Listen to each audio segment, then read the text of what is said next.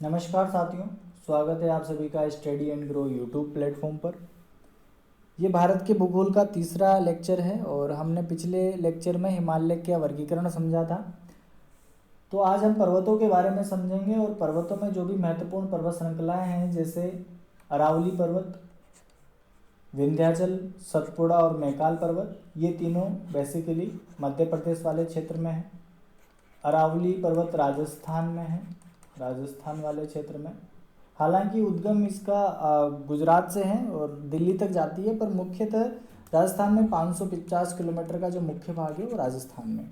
गिर पहाड़ियाँ गुजरात में और नीलगिरी पहाड़ियाँ जो दक्षिण भारत में महत्वपूर्ण स्थान प्ले करती है उसके बारे में भी हम समझेंगे। तो सबसे पहले हम समझते हैं एक टॉपिक जिसका नाम है महान जल विभाजक। क्या नाम है? महान जल विभाजक। महान जल विभाजक का क्या मतलब है? इसमें एक शब्द आ रहा है जल विभाजक। जल विभाजक का क्या मतलब होता है कि कोई भी पर्वत श्रृंखला या फिर उभरा हुआ क्षेत्र, उभरा हुआ क्षेत्र मतलब ऊंचा क्षेत्र। ऊंचा क्षेत्र किसका हो सकता है? या तो पहाड़ का हो सकता है या पठार का हो सकता है। तो कोई भी उभरा हुआ क्षेत्र जो है वो बीच में एक जल विभाजक की तरह कार्य करता है। कैसे कार्य करता है कि इसके इधर वाली जो नदियां हैं वो अपना जल दूसरी साइड नहीं लेके जा सकती, और दूसरी साइड नहीं लेके जा सकती, इसका मतलब ये हुआ कि इस पहाड़ ने बीच में जल विभाजक की तरह कार्य किया। तो इसी को बोलते हैं जल विभाजक। तो महान जल विभाजक का क्या मतलब है कि बहुत सारे पर्वत मिलकर एक जल विभाजक बना रहे हैं, उसी को हमने महान जल विभाजक बोला। और इसमें कौन कौन से पर्वत श्रेणियाँ आती है? एक तो अरावली पर्वत श्रेणी आ जाती है, अरावली पर्वत। दूसरे इसमें आ जाती है विंध्यांचल, विंध्यांचल पर्वत श्रेणी। तीसरा इसमें आ जाता है सतपुड़ा, सतपुड़ा हिल्स या सतपुड़ा पर्वत। और चौथा आ जाता है पश्चिमी घाट के पर्वत, पश्चिमी घाट के पर्वत। तो ये सब किसका काम कर रहे हैं? महान जल विभाजक का। मतलब जो नदियों द्वारा जो जल लाया जा रहा है उसका ये बंटवारा कर रहे हैं, महान जल विभाजक की तरह कार्य कर रहे हैं। तो इसकी लोकेशन अगर भारत के संदर्भ में देखें तो इस तरह से अरावली पर्वत है, ये है अरावली पर्वत, अरावली पर्वत। फिर यहाँ से ये वाला भाग विंध्यांचल पर्वत, विंध्यांचल के बाद ये इस तरह से सतपुड़ा रेंज, और सतपुड़ा के बाद ये पश्चिमी घाट के पर्वत, पश्चिमी घाट। तो इस तरह से ये एक महान जल विभाजक के भाग हैं। मतलब इधर वाली जो नदियां हैं वो अपना जल कहाँ पे लेके जाएगी? बंगाल की खाड़ी में, बंगाल की खाड़ी। और इसके भी पीछे वाली नदियां हैं, पश्चिमी नदियां, वो अपना जल अरब सागर में लेके जाएगी। मुख्यतः ये है। कुछ नदियां हैं जो एक्सेप्शन है, जैसे नर्मदा ताप्ती अपना जल लेके जाती है, पर वो भी क्या है, इधर की साइड ही बहती है।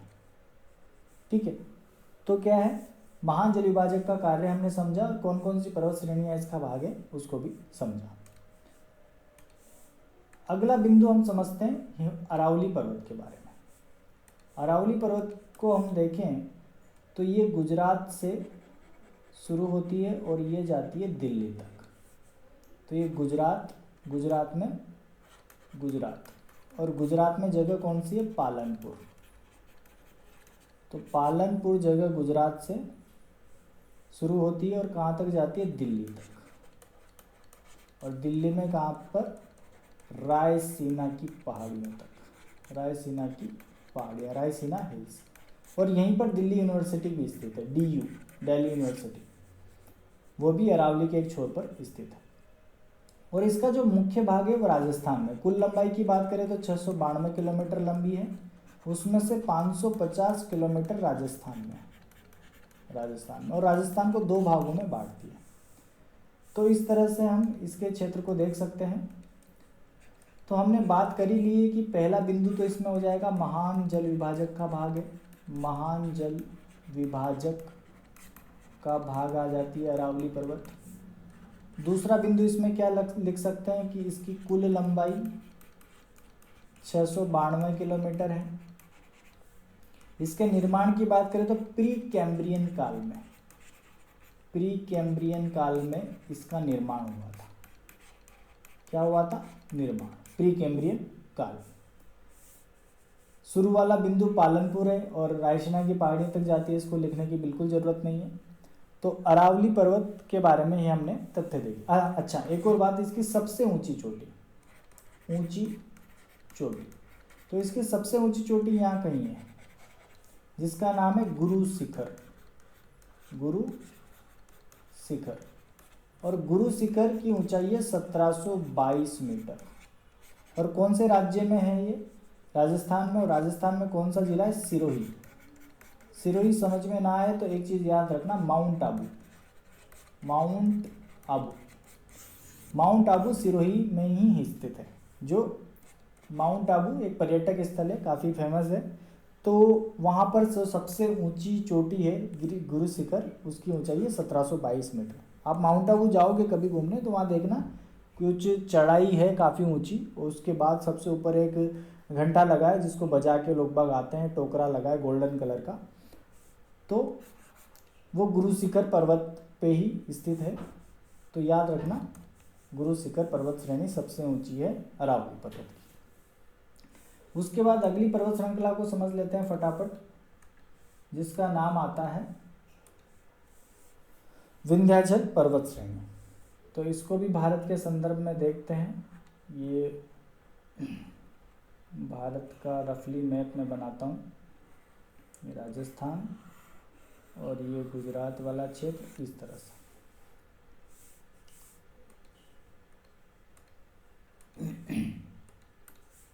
तो अब हम देखेंगे कौन सी पर्वत श्रेणी? विंध्याचल पर्वत। विंध्याचल पर्वत बेसिकली 4 पर्वतों का समूह है। एक तो विंध्याचल खुद हो गया, विंध्याचल के बाद, अच्छा यही बना ही देते हैं, विंध्याचल के बाद एक तो ये हो गया विंध्याचल। इसके बाद अगला आ जाता है भारनेर की पहाड़ियाँ, फिर आ जाती है कैमूर हिल्स, फिर आ जाती है पारसनाथ की पहाड़ियाँ। तो इस तरह से 4 भागों में ये है।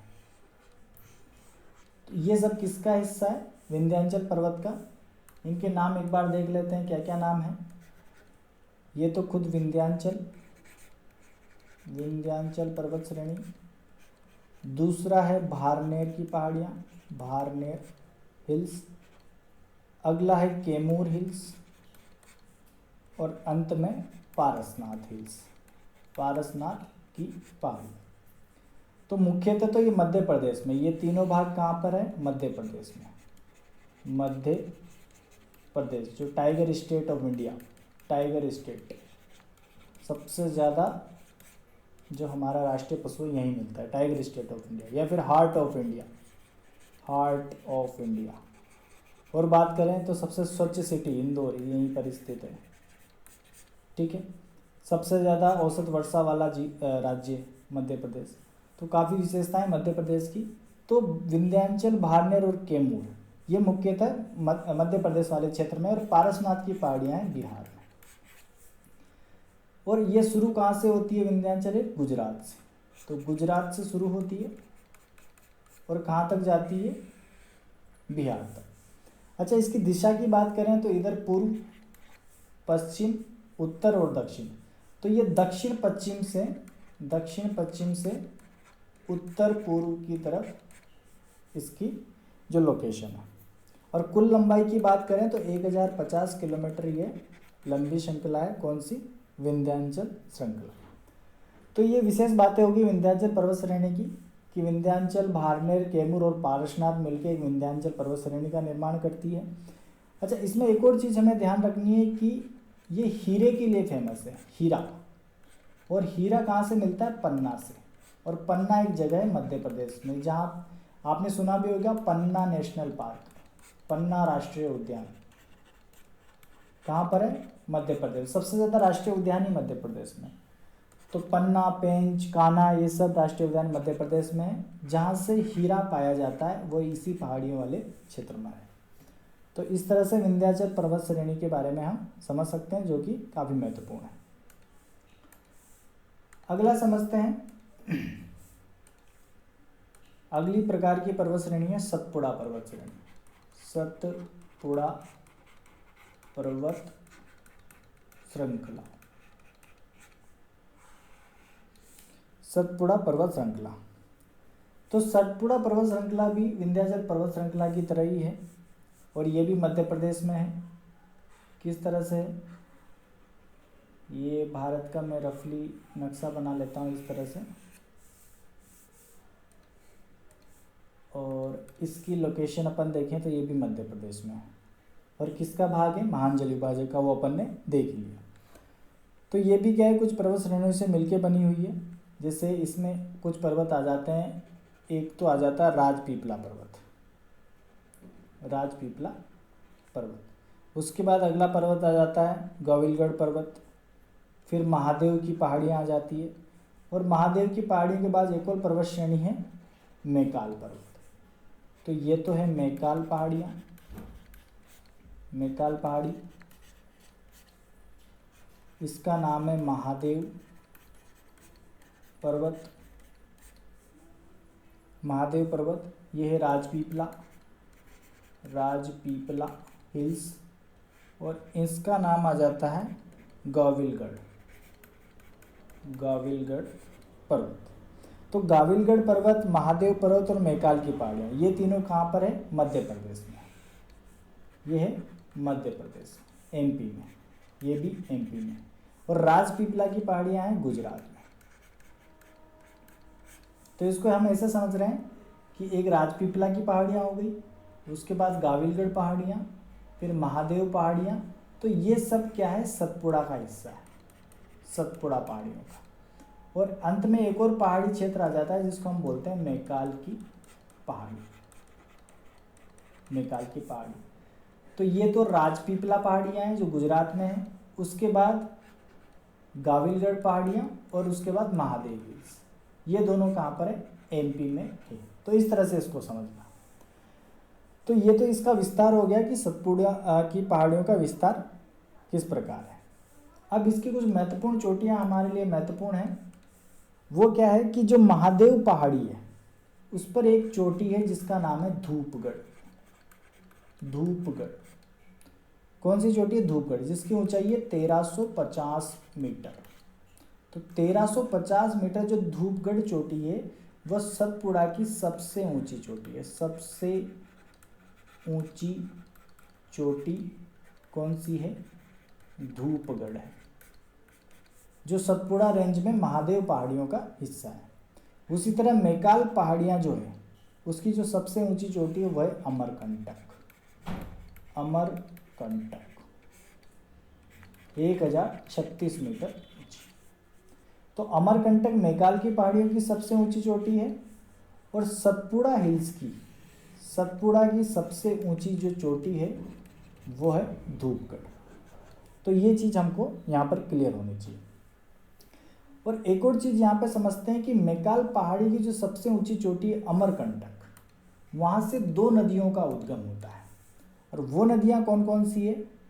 एक नदी का नाम आ जाता है नर्मदा, नर्मदा नदी, नर्मदा नदी। तो नर्मदा नदी कहाँ से उद्गम हो रहा है? मैकाल की पहाड़ियों से। एक और नदी है जिसका नाम है सोन नदी। तो 2 नदियों का उद्गम हो रहा है अमरकंटक जो सबसे ऊंची चोटी है कहाँ की? मैकाल की पहाड़ियों की, मध्य प्रदेश में। तो जो अगर हम कोई प्रश्न आता है कि नर्मदा नदी के दक्षिण में, अगर मैं एक तथ्य पूछूं कि नर्मदा नदी के दक्षिण में सतपुड़ा की पहाड़ियाँ हैं, तो बिल्कुल सही हो जाएगा, क्योंकि नर्मदा नदी इधर बह रही है और उसके दक्षिण में कौन सी पहाड़ियाँ हैं? सतपुड़ा की पहाड़ियाँ। तो ये तथ्य हमको ध्यान रखना है। उसी तरह यहाँ पर एक पठार है जिसका नाम हमको ध्यान रखना है। एक ये पठार है जिसे बैतूल का पठार बोलते हैं, बैतूल पठार, बैतूल पठार। और बैतूल पठार से एक और नदी निकलती है जिसका नाम आता है ताप्ती नदी, ताप्ती नदी। तो इन दोनों नदियों को हम क्यों पढ़ रहे हैं? क्योंकि इनकी कुछ विशेषता है, नर्मदा व ताप्ती नदी। ये दोनों भ्रंश घाटी में बहती हैं, भ्रंश घाटी में बहने वाली नदियाँ। भ्रंश घाटी का क्या मतलब है? भ्रंश घाटी का सिंपल सा ये मीनिंग है कि 2 पर्वत हैं, एक पर्वत इधर हो गया और एक पर्वत इधर हो गया, और जो बीच में जो क्षेत्र है जहाँ पर जो नदी बह रही है उसको बोलते हैं भ्रंश घाटी। तो इसके इधर भी अरावली आ जाती है, और इधर ये विंध्याचल आ जाती है, सॉरी, और विंध्याचल के बाद सतपुड़ा, और दोनों के बीच में जो भ्रंश घाटी है वहाँ पे नर्मदा बहती है, और नर्मदा के दक्षिण में सतपुड़ा है, और ताप्ती के उत्तर में सतपुड़ा रेंज है। तो इस तरह से ये सारे तथ्य हमें ध्यान रखने हैं सतपुड़ा के बारे में। सबसे ऊंची चोटी कौन सी है? धूपगढ़, 1350 मीटर ऊंची। तो आई होप ये आपको बिल्कुल समझ में आ गया होगा। तो इसमें हम मैकाल पर्वत भी पढ़ लिया और सतपुड़ा भी इसमें हमने कवर कर लिया। उसके बाद हमने बात करी थी गिर पहाड़ियों की। तो गिर पहाड़ियों से एक नाम ध्यान आता है, गिर राष्ट्रीय उद्यान। गिर राष्ट्रीय उद्यान।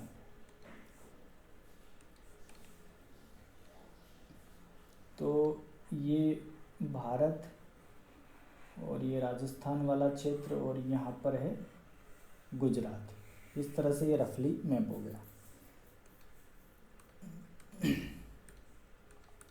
तो हम देख रहे थे गिर पहाड़ियाँ। गिर पहाड़ियाँ, गिर पहाड़ियाँ कहाँ है? गुजरात में है। और गिर पहाड़ियों के यहीं पर एक राष्ट्रीय उद्यान है, गिर राष्ट्रीय उद्यान। गिर राष्ट्रीय उद्यान, जो भी कहाँ है? गुजरात में है। और काफ़ी फेमस है। क्यों फेमस है? क्योंकि यहाँ पर एशियाटिक लोइन पाए जाते हैं। एशियाटिक लोइन, एशियाई शेर यहाँ पर पाए जाते हैं, इसलिए ये फेमस है गिर राष्ट्रीय उद्यान। उसी तरह एक और पर्वत श्रेणी है, अजंता पर्वत श्रेणी। अजंता पर्वत श्रेणी, इसका नाम इस तरह ध्यान रख सकते हैं कि अजंता एलोरा की गुहा महाराष्ट्र में है। तो ये महाराष्ट्र में है अजंता पर्वत श्रेणी।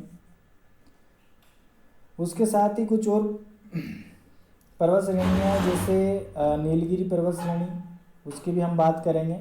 तो इसको हम देखते हैं, पश्चिमी घाट को एक साथ देख लेते हैं, उसमें सारी पर्वत श्रेणियाँ आ जाएगी।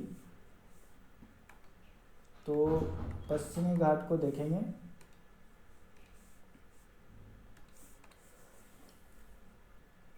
तो ये गुजरात वाला भाग हो गया, और इस तरह से ये पश्चिमी घाट, और ये हो गया पूर्वी घाट।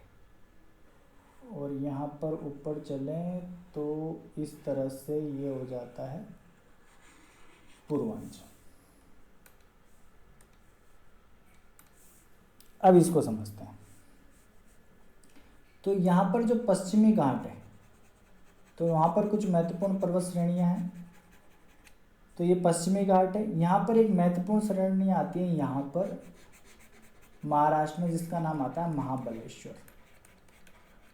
महाबलेश्वर पर्वत, महाबलेश्वर पर्वत। हालांकि जो पश्चिमी घाट का पर्वत है इसको सहयाद्री पर्वत बोलते हैं। सहयाद्री पर्वत, जो पूरा पर्वत है इसको सहयाद्री पर्वत बोलते हैं। सहयाद्री पर्वत में महाबलेश्वर एक ऊंची चोटी है, और उसके साथ ही कुछ और ऊंची चोटी है, जैसे एक और है कुद्रेमुख।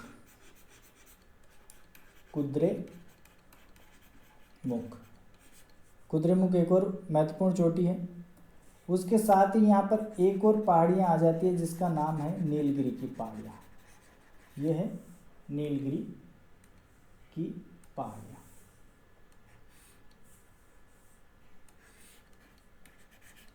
नीलगिरी की पहाड़ियाँ या फिर नीलगिरी पर्वत श्रेणी। और नीलगिरी पर्वत श्रेणी में एक चोटी आती है जो हमें ध्यान रखना है, जिसका नाम आता है डोडा बेटा, जो नीलगिरी की सबसे ऊंची चोटी है। नीलगिरी की सबसे ऊंची चोटी है डोडा बेटा। और नीलगिरी पहाड़ियों के बाद एक और पहाड़ियाँ यहाँ पर आती है, जिसका नाम आता है अन्नामलाई की पहाड़ियाँ। क्या ध्यान रखना है यहाँ पर? अन्नामलाई की पहाड़ियाँ। और अन्नामलाई की जो पहाड़ियाँ हैं, अन्नामलाई की पहाड़ियाँ, वहाँ की सबसे ऊंची चोटी है अन्नामुड़ी। सबसे ऊंची चोटी अन्नामुड़ी। और अन्नामुड़ी की ऊंचाई क्या है? अन्नामुड़ी की ऊंचाई है 2695 मीटर।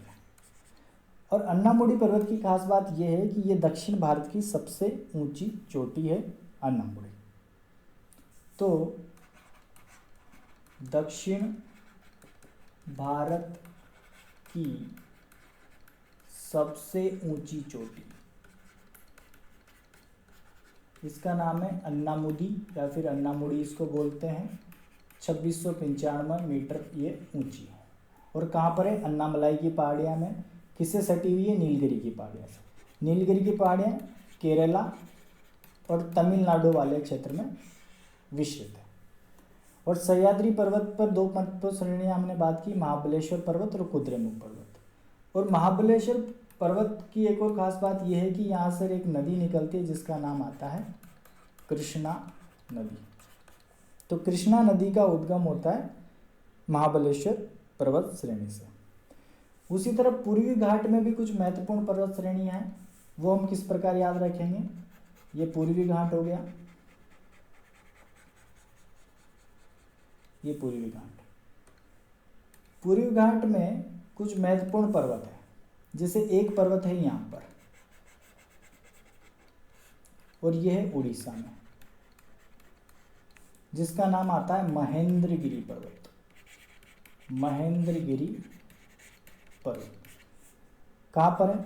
उड़ीसा में। उसी तरह आंध्र प्रदेश में दो पर्वत हमें ध्यान रखना है, एक पर्वत ये, दूसरा है, इसका नाम आता है अमाराकोंडा।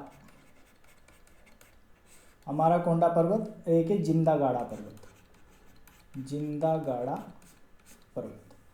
अमाराकोंडा पर्वत और जिंदागाड़ा पर्वत में बस 10 मीटर का अंतर है। ये 1680 मीटर है और ये 1690 मीटर ऊंचा है। तो पूर्वी घाट की जो सबसे ऊंची चोटी है वह है अमाराकोंडा पर्वत, क्योंकि जिंदागाड़ा पर्वत है तो वैसे इससे ज़्यादा ऊंचा, पर अभी तक जो प्रश्नों को मान्यता दी है एसएससी वगैरह ना, वो अमाराकोंडा पर्वत को दी है। तो अगर क्योंकि जिंदागाड़ा पर्वत ऑप्शन में दिया नहीं है अभी, तो ये चीज़ याद रखना कि वैसे तो सबसे ऊंची चोटी अगर जिंदागाड़ा पर्वत ऑप्शन में हो तो इसको लगाना है। वैसे अमाराकोंडा आता है, और अमाराकोंडा नहीं आता तो महेंद्रगिरी पर्वत सबसे ऊंची चोटी का उदाहरण है पूर्वी घाट पर। और पश्चिमी घाट पर महाबलेश्वर और कुद्रेमुख दो चोटियां ध्यान रखनी है। नीलगिरी की पहाड़ियों की सबसे ऊंची चोटी डोडा बेटा है और अन्नामलाई की पहाड़ियों की सबसे ऊंची चोटी अन्नामुदी है, जो दक्षिण भारत की सबसे ऊंची चोटी भी है। उसके साथ और कुछ महत्वपूर्ण पर्वत श्रेणियां हैं, जैसे मेघालय में 3 पर्वत श्रेणियां लाइन से यहाँ पर है, गारो, खासी और जयंतिया। गारो, खासी और यह है जयंतिया। तो गारो, खासी और जयंतिया पर्वत श्रेणियां तीनों कहाँ पर है? मेघालय में। तीनों का नाम हमें ध्यान रखना है कि मेघालय, मेघालय वाले क्षेत्र में कौन सी पर्वत श्रेणी है? गारो, खासी और जयंतिया पर्वत श्रेणी। तो ये चीज़ यहाँ पर ध्यान रखनी है। उसके साथ ही नागालैंड वाला क्षेत्र आ जाता है, नागालैंड वाला क्षेत्र। तो यहाँ पर है नागा पहाड़ी, ये तो नाम से याद हो जाता है। नागा पहाड़ी कहाँ है? नागालैंड में। मिजोरम में कौन सी पहाड़ियाँ हैं? मिजो पहाड़ियाँ। और गारो, खासी और जयंतिया, मेनली प्रश्न मेघालय से आता है गारो, खासी और जयंतिया के बारे में, तो ये हमको ध्यान रखना है। उसके साथ अरुणाचल प्रदेश में 2 महत्वपूर्ण पर्वत श्रेणियां हैं, जिसका नाम है एक डाफला और एक है मिसमी। तो डाफला और मिसमी, यहाँ पे मैं लिख देता हूँ अरुणाचल प्रदेश। अरुणाचल प्रदेश में 2 ध्यान रखना, एक तो डाफला और एक है मिशमी पर्वत श्रृंखला। ये दोनों है अरुणाचल प्रदेश में। अच्छा, 2 चीज़ और ध्यान रखनी है। एक तो लक्षद्वीप में, लक्षद्वीप, ये प्रॉब्लम कर रहा है, लक्षद्वीप। और लक्षद्वीप में एक चीज़ ध्यान रखनी है, नारचो, नारचो।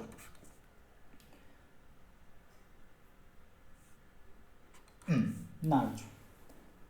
तो ये सब कुछ महत्वपूर्ण पर्वत श्रेणियाँ जो अपन ने देखी, इसमें लगभग सारा ही कवर हो गया पूरे इंडिया का। सबसे हमने बात करी थी अरावली की, फिर विंध्याचल पर्वत। विंध्याचल पर्वत को 4 भागों में हमने पढ़ा था, विंध्याचल, भारनेर, कैमूर और पारसनाथ। गुजरात से बिहार तक जाती है। सतपुड़ा रेंज को भी हमने 4 भागों में पढ़ा, रायपीपला, गाविलगढ़, महादेव को लेकर। और मेघाल हिल्स की जो सबसे ऊंची चोटी अमरकंटक, वहाँ से नदी, नर्मदा नदी और सोन नदी का उद्गम हुआ। तो ये हमने देखी। और सतपुड़ा की सबसे ऊंची चोटी धूपगढ़ की बात करें। उसके बाद गिर पहाड़ियाँ, अजंता की पहाड़ियाँ, नीलगिरी पहाड़ियाँ जिसकी सबसे ऊंची चोटी डोडा बेटा है, और अन्नामलई की पहाड़ियाँ जिसकी सबसे ऊंची चोटी अन्नामुदी। अरुणाचल में डाफला मिश्मी ध्यान रखना है, और गारो खासी जयंतिया मेघालय में ध्यान रखना है। लक्षद्वीप में सबसे ऊंची चोटी नारचो है। उसी तरह अगर अपन अंडमान निकोबार की बात करें जो बंगाल की खाड़ी में है, तो उसकी जो सबसे ऊंची चोटी है वह सेडल पीक है। सेडल पीक, सेडल पीक ये कहाँ आती है? बंगाल की खाड़ी में आती है सेडल पीक। तो ये भी हमको ध्यान रखना है। तो आई होप ये सब आपको समझ में आया होगा। इसमें लगभग सारी जो पहाड़ी क्षेत्र है वो हम अपन ने कवर किए हैं। पश्चिमी घाट का जो पर्वत है उसको सह्याद्री पर्वत बोलते हैं, और सह्याद्री पर्वत में हमने महाबलेश्वर पर्वत और कुद्रेमुख पर्वत को देखा। तो इस तरह से ये लेक्चर अपना ख़त्म होता है, और यहाँ पर अपनी सारी पहाड़ियाँ भी कंप्लीट होती है। तो आई होप आपको समझ में आया होगा, और समझ में आता है तो बिल्कुल लाइक करें, शेयर करें और चैनल को सब्सक्राइब जरूर करें। धन्यवाद साथियों।